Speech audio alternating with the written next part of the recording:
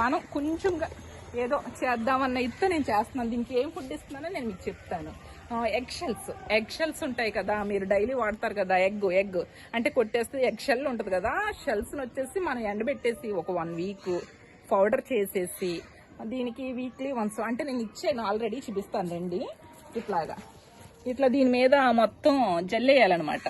జల్లేస్తే దీనికి మంచి టానిక్ కింద పనిచేస్తుంది. బాగా పూత వచ్చే టైంలో ఇలా ఎరువేస్తే ఆ పూత నిలబడి కాయ బాగా నిలబడుద్ది అనమాట, రాలిపోకుండా. వచ్చిన పూత అంతా రాలిపోకుండా నిలబడుద్ది.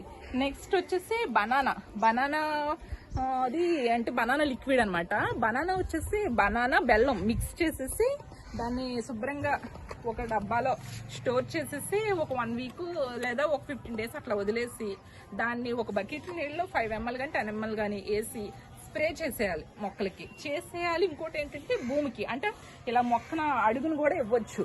అది ఇస్తే ఏంటంటే అది బాగా కాస్తుంది. ఇంకోటి ఏంటంటే అది పూత నిలబడుద్ది, ఆకు మనకి ఇలాగా ముడవకుండా నిలబడుద్ది. ఇలా ముడిచిపోతుంది కదా, నిలబడుద్ది అనమాట.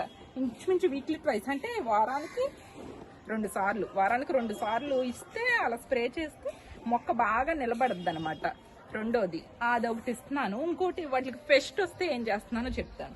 పెస్ట్ వస్తే ఇప్పుడు గోపంచకం అంటే నీ ఆవు గోపంచకం ఉంటుంది కదా,